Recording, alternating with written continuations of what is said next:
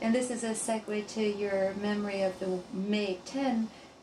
Already before May 10, 1933, your father, my grandfather, your grandchildren's great-grandfather, preached against Hitler. Is that true? Yes, he was very vocal in writing and in preaching, warning because of his contacts with the resistance in what we call the Bekennende Kirche in Germany, contact with ministers in German congregations. He knew about the reality of the threat of Hitler at a time when the Dutch newspapers were still writing positive stories about Hitler's Autobahn and what he did against joblessness. He was very much aware of the fact that National Socialism meant the end of all the democratic freedoms that were so constitutive for life in the Netherlands and in Europe in general. So the Second World War was in full progress, and my father's battalion was being trained to go overseas. They were an all-black battalion. At that time, the service was still segregated, and he belonged to the 369th, which was a very famous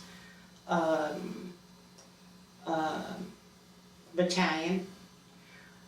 They fought in the First World War and managed to make quite a name for themselves in the Philippines in the Second World War. North Korea, and I lived there up to my age of 18 during the Korean War. So first 18 years life of my life, I have no picture except this one picture. This is my kindergarten graduation picture. Do you know what year that was? That was 1939. So how old were you? I was 7 years old. You were 7 years old. At that time, at the seventh year, I graduate kindergarten and go to elementary school. So this was, I enlarged from this picture. Anyway, I saw him coming around the corner. Now, he had been with his brother Julian in Boston, and I guess to be a big man about town, he had a raccoon coat. And I don't know if you've ever seen the pictures of raccoon coats that came back down to almost the floor. And they were these great big bulky things. And he came around the corner of the building, headed into the building to go upstairs. He had a crate of lettuce under one arm and this raccoon coat flapping in the breeze. And I thought, that's one of the most ridiculous sights I've ever seen. And that was BK.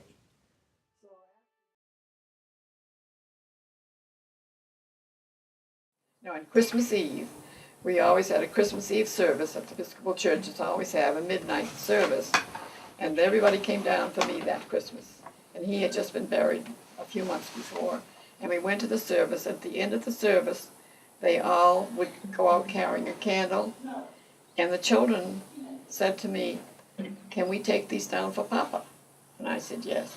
So they had a little procession all by themselves, put their candles all down around the thing for Papa. And the next morning, Minister, did he write it in the letter? When his message came out, he said he came out of church Sunday morning after the whole service, and he saw some light, and he couldn't imagine what it was. And he went down, and he said they had put their candles by their grandfather's grave. So that was a nice touch.